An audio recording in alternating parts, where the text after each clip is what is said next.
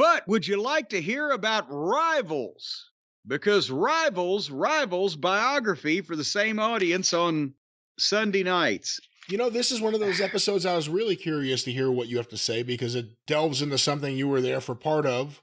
Shawn Michaels' wild years as champion, The Undertaker and Shawn Michaels in the mid-90s, but then it talks about a period where you had nothing to do with it.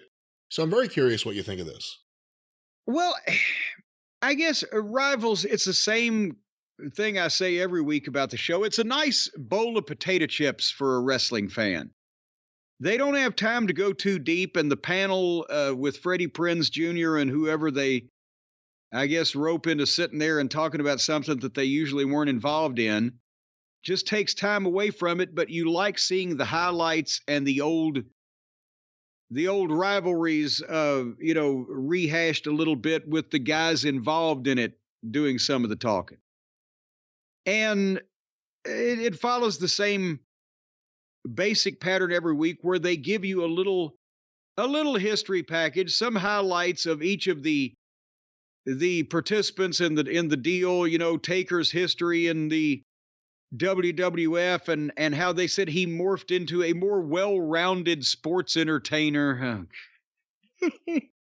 And then, Michaels briefly, but the same through the mid-90s there. And you get Michael Hayes' comments that, yeah, Shawn Michaels was a prick. And Taker said, I didn't care for him personally.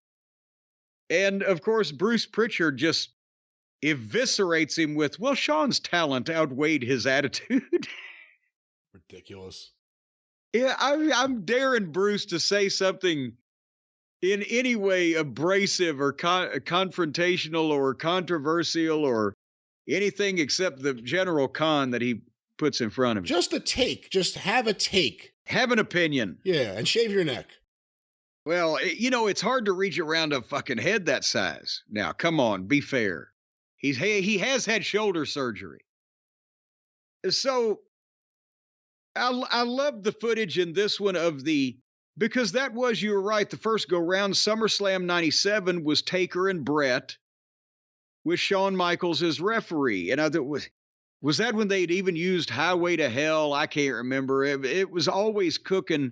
That year was good for pay-per-view because you had so many guys that you could interchange at the top. Undertaker, Bret Hart, Shawn Michaels, Mick Foley and his guys and those guys were having great fucking matches, right? And in this one, this is an example of how Vince would guide what he wanted. Vince McMahon, I'm talking about. He'd guide what he wanted, give you the framework, and then he would throw things open for discussion. Because we talked about it before, Vince had to approve everything. If he said, I want this to happen this way, and you came up with a finish where that didn't happen that way, you're just wasting your fucking time. And he wanted, because of this, the dynamic at the time was that Brett and Shawn disliked each other. We know that. And it was the Hart Foundation and the bizarro world where Brett was being cheered in Canada and booed in America for being an honorable guy, and Shawn and Triple H, the goddamn assholes, were being cheered by the American audience because Americans are all assholes too. And so they have no love for each other. But meanwhile, the goddamn Undertaker is not known for, playing patty cake with anybody. And the WWF title's on the line. So this one, what's going to happen and who's going to fuck who, right? That you always want the fans to ask questions. They're doing the same thing now 25 years later with the bloodline. Who's going to fuck who, etc. And so Vince said, he wanted, when Shawn was the referee between Brett and Undertaker, some way or another, Shawn goes to fuck Brett. Well, now, wait a minute. How is it now? I've lost it.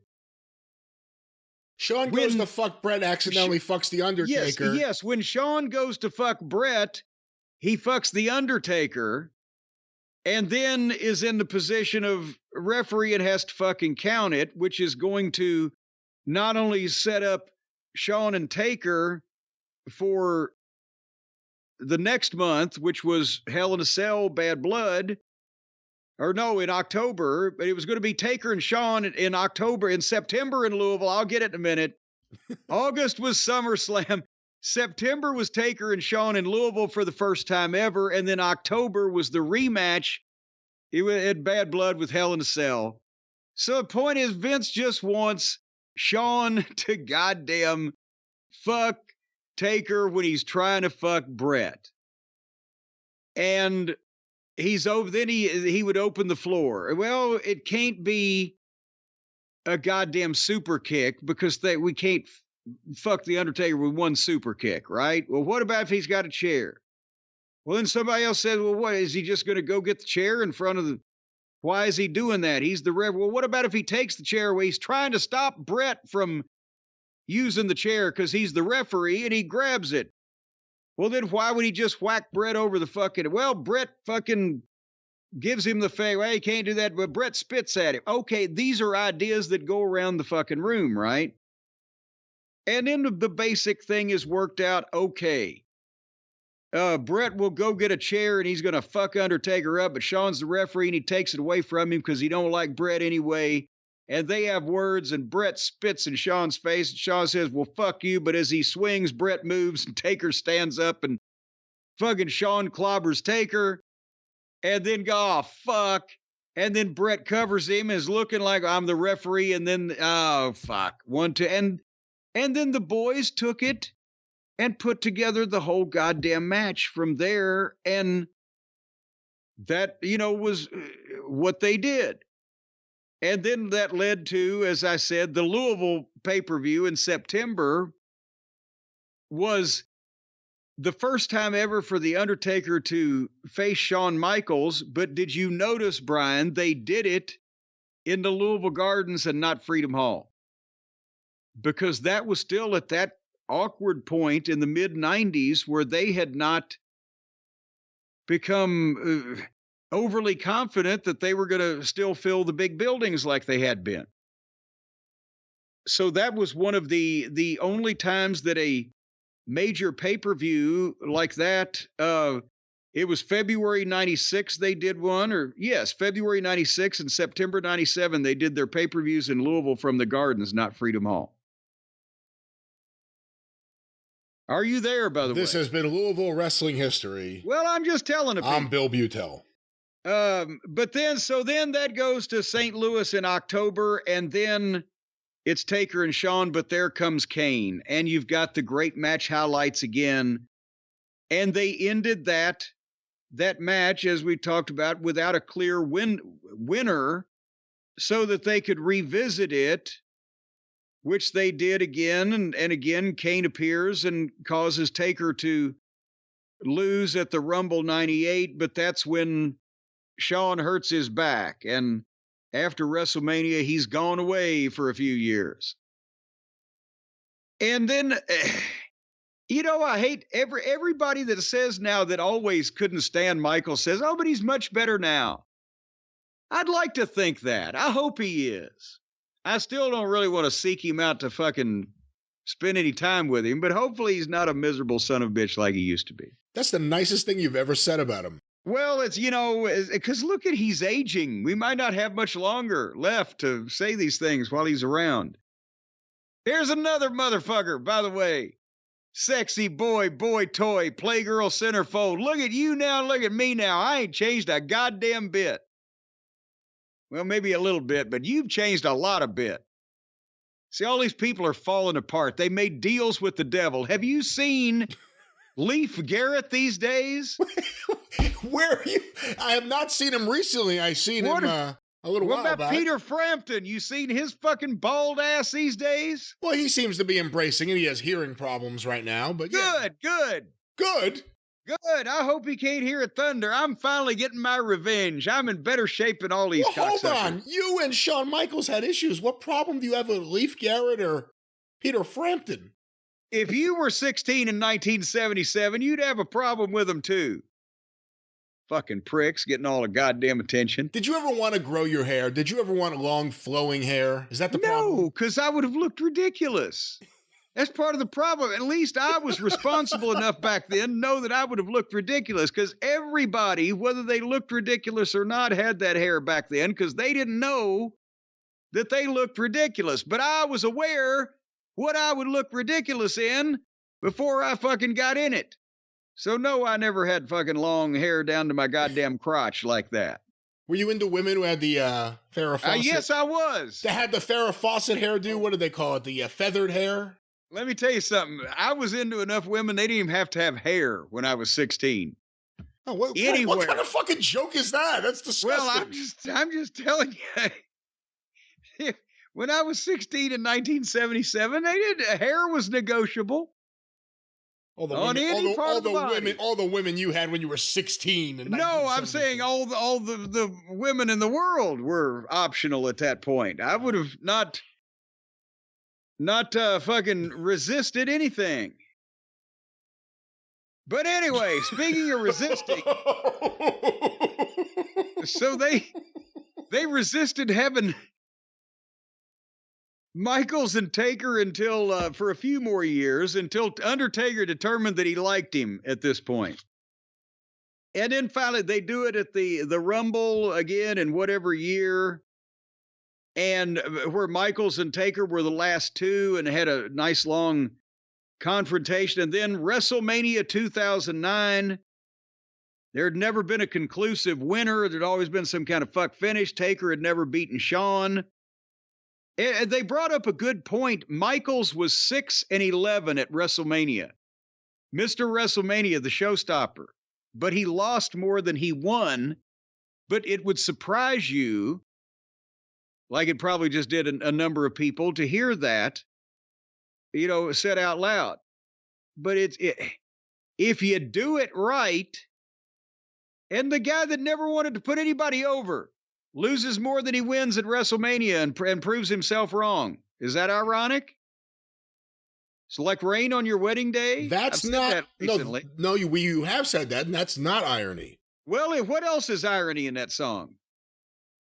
It's like Coors Light on a rain. Is she singing about I don't know what she's saying. saying. I don't know the words to Alanis Morissette's song. Well, you're the one going for a drive on a sunny day. You don't know where the Burlington Coat Factory is. Now you don't know the words to Isn't It Ironic by Alanis Morissette. Buying lemon and chives on your wedding day. Being outside on the day of the 7th game. I don't know the lyrics.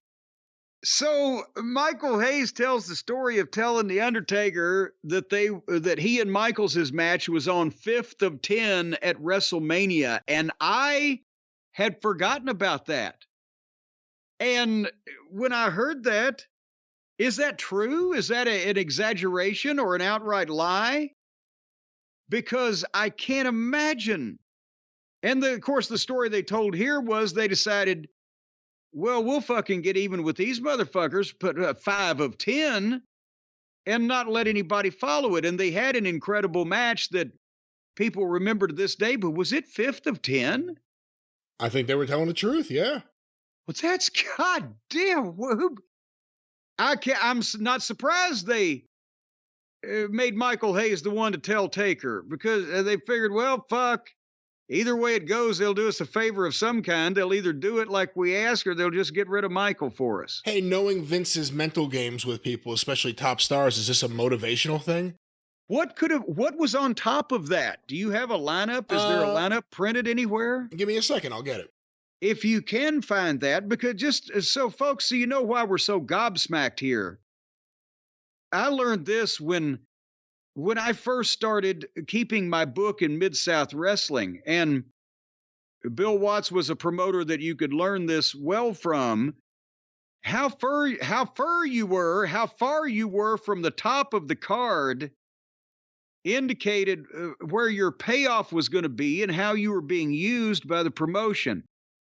The closer you were to the main event and the further you were from the first match, the more prominent you were, the more money you were going to make, the more that you were going to be given credit if the gate was up, ticket sales were up, however you term it, and the more solidly you were figured in. And so, especially on all big shows like the Superdome or a big show in Houston or Oklahoma City, or later on with the Great American Bashes in the Carolinas, when I would look at the card, the way that Dusty Rhodes or Bill Dundee, whoever the booker was, wrote it from the top down, starting with the main event, I would note who the Midnight Express's opponents were and where we were on the card. If we were 7 of 9 at the Great American Bash or 6 of 7 at the Superdome, I would know, or main event, even best yet, I would know what our pay might look like and how we were being figured in terms of the booker's opinions. Do you have anything, Brian, by now? According to Wikipedia, WrestleMania 25, and no one else has anything they've confirmed as the official order of events, and I don't have the show in front of me. According to Wikipedia, it was 7th of 9 matches. So if we go just based on the fact that it has to be somewhere in there, 2 matches above it, Triple H defeating Randy Orton for the WWE Championship, and John Cena defeating The Big Show and Edge with Vicky and Chavo in a triple threat match for the World Heavyweight Championship. Other than that, you got Ray versus Layfield, Matt Hardy versus Jeff Hardy, Jericho versus Snuka, Steamboat, and Piper, Santino Marella versus... Oh no, it was a Miss WrestleMania Battle Royal, won by Santino Marella. Oh, good Lord. A Money in the Bank match with CM Punk and the Colognes versus Morrison and The Miz. Well, then their story may have been a bit apocryphal, but the point is, I don't see anybody following this thing anyway from that lineup that you read. It was a great match, and it was so good that they brought it back the following year as the way to retire Michaels, putting the streak up against the career, and they had another banger, as they say in the industry these days. Another banger and great highlights. Have you noticed when Michaels threw a super kick, it looked good? It didn't look like, children playing slap and tickle with each other. It looked like it might knock you down. It got better over time. Early on, it looked a little rough, but yeah, it looked good here. By this point, he mastered it. And,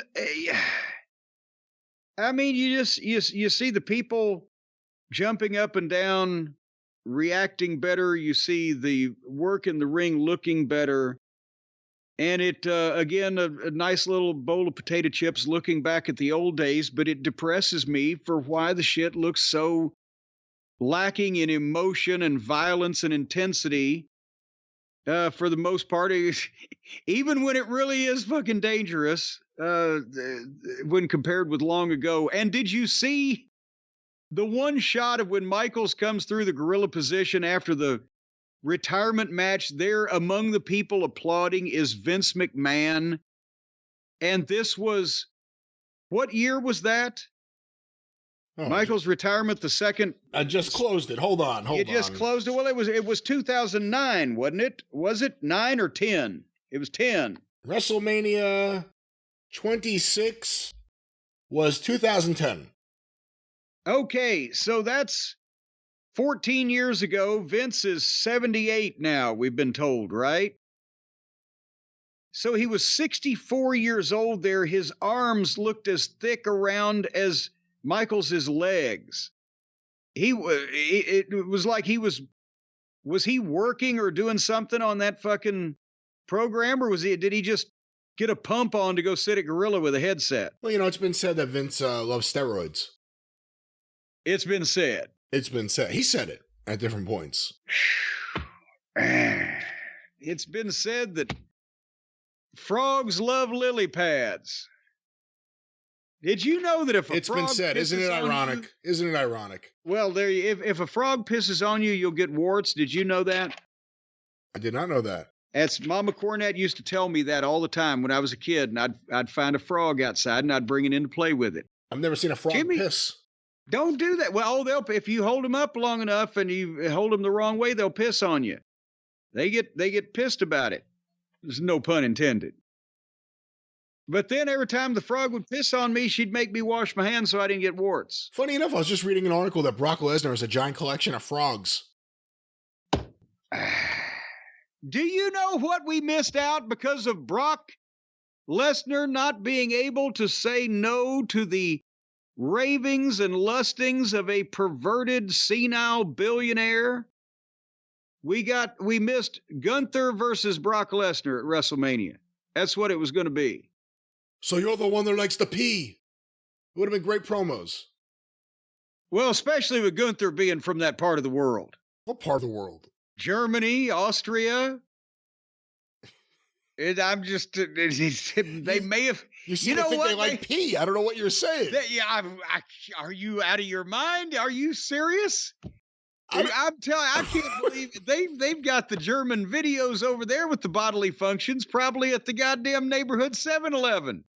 You can probably check them out of the public library. From what I understand, the Germans love their bodily functions, love their Scheisen and their Piesen.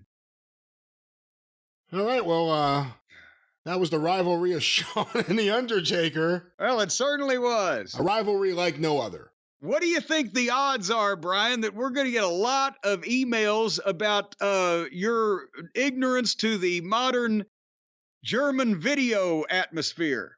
First of all, what do you think the odds are? I think the odds are zero. There will be zero emails sent in about that. You don't know anything about the modern German scene. You're talking about whatever the scene was when you were out on the street. Well, no, I was out on the street, homeless, peddling these videos from door to door. No, I'm talking about the modern, after like F.W. Murnau. After that era of cinema, there was a whole new era of German cinema that came up, and it took over there for about a significant period of time, a few decades there, with the advent of home video. Most people couldn't go to see videos like this out in the theaters. They preferred them to come home to them. But Germany is the place to go. It's the detail that you seem to have ready to go that scares me about all this. Well, because I had a transition ready to go. Now I can't remember what it was. Hey, folks, if you're not interested in watching Germans poop on each other... The odds. You asked me about the odds. Odds. What are the odds that you're interested or not interested in watching German people poop on each other, but you might be interested in betting on March Madness and the college basketball tournament? Well, you got to be interested in one or the other. I would think that any person who's either a fan of the college basketball tournament but doesn't like German pooping videos or vice versa, but you got to fit one of those two descriptions, don't you, Brian? I'm really speaking to everyone. No, you're not speaking really to that many people when you're speaking to this specific audience. College basketball, maybe. The weird stuff in the Jim Cornette video collection, not so much. Well, I just saying, whatever description you fit. Folks, if you'd like the thrill and excitement of the college basketball tournament season to come crashing down around your ears, get right in the middle of it with DraftKings Sportsbook. It's one of America's top-rated sportsbook apps. I don't know their current rating, but it's on top. And they're right now giving new customers a chance to turn $5 into $150 instantly in bonus bets with any basketball bet that you make on the college tournament. And of course, North Carolina, that's big for college basketball. DraftKings Sportsbook is now live in your state. It's encroaching on states all over the country now. In some places you could still be pilloried in the public square for downloading the DraftKings Sportsbook app, but not in most civilized places at this point. And did we mention that if you use the code JCE when you download the DraftKings Sportsbook app, that's how you get the $150 instantly in bonus bets for betting only $5 on one of these college hoops games. Do not bet on the University of Louisville. We've mentioned that before. They've just fired their latest head coach, and they're searching the world for another dumbass that's completely incompetent that can lose more games than he could ever possibly hope to make up for. So don't bet on them. They're not even in the tournament, I bet. I've been too disgusted to even look. Nobody would ask these assholes, the University of Louisville basketball Cardinals, to their tournament. But you know what they would ask? They'd ask for the DraftKings Sportsbook phone number. And you can only get that by downloading the app. Do they have a phone number, Brian, over at DraftKings Sportsbook? They have a wonderful app you can download and connect to with our promo code, I believe it is, or promo. Yes, JCE. You can connect with the app. They don't really have a phone number because they used to have an office and a phone booth, but then the opposing mob got smart to where they were, and there was a drive-by. But anyway, folks, download the DraftKings Sportsbook app now and use the code JCE. $5 gets you $150. 4 will get you 8. 8 will get you 20. And murder will get you life. With the DraftKings Sportsbook app, though, the crown is yours. And if you have a problem with gambling or German videos, call 1-800-GAMBLING. Just gambling. Well, you could call 1-800-SCHEISEN. Call 1-800-GAMBLER, or in West Virginia, visit www.1800gambler.net. In New York, call 877-8-HOPE-NY or text HOPE-NY 467-369. In Connecticut, help is available. For problem gambling, call 888-789-7777 or visit ccpcopybrokeoff.org. Please play responsibly on behalf of Boot Hill Casino and Resort in Kansas. But we're not in Kansas anymore. 21 plus, age varies by jurisdiction, void in Ontario. Bonus bets expire 168 hours after issuance. So the clock is ticking, ladies and gentlemen. See dkng.com/bball for eligibility and deposit restrictions, terms, and responsibility of responsible gaming resources there. B-ball. B-ball.